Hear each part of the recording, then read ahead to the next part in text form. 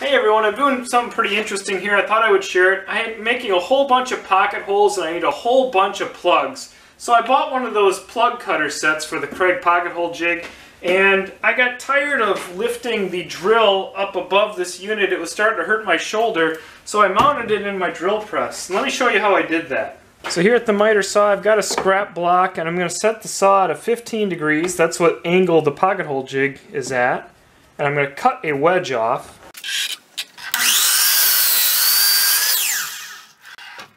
Wedge number 1. Now I'll set the saw back to 0. I'll cut a second wedge. Now I simply line up the two wedges I cut, and I'm going to run a Kreg screw through them.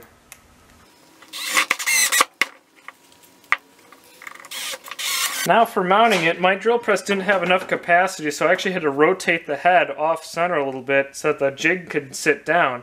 And I got my wedge underneath here. I've screwed it in both through the bottom of the drill press, and I screwed the jig down to the wedge block. Now let's give it a try. There's the plug. I think I can get a second one on this side. I just have to make sure this one is here, so I need to put this one here. So I'll flip it. So now the bandsaw is also set at 15 degrees, and I can cut the plugs free. Plug 1.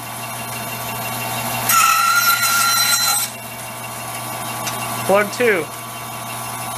So this is my plug cutting production setup after running 100 or so plugs.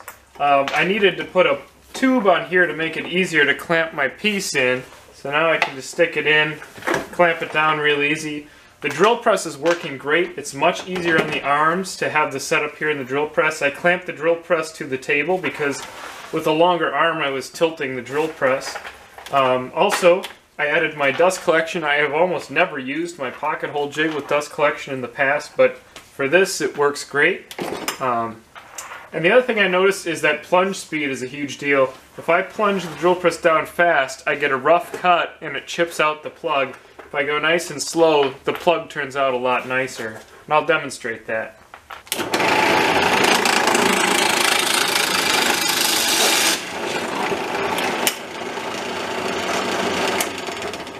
Take a look at this plug. I got a big chip out along this side. It consistently chips out, especially near the top here. When you start the cut, you really want to go nice and slow. Now for comparison, nice and slow.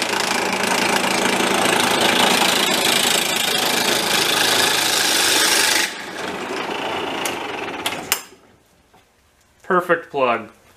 Fast, chip out, slow, perfect. So after drilling 150 plugs or so, I've noticed that the plug cutter is getting very hot in the drill press, so I'm going to put a little wax on there.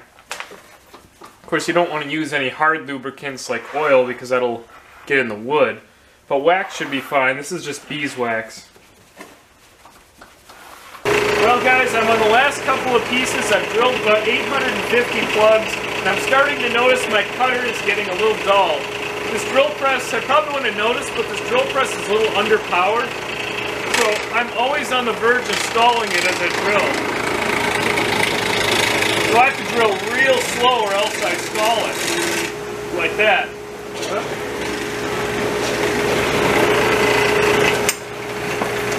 It's still coming out with pretty good cuts though, and I think that perhaps me having to go slower contributes to nicer cuts. So win-win, I guess.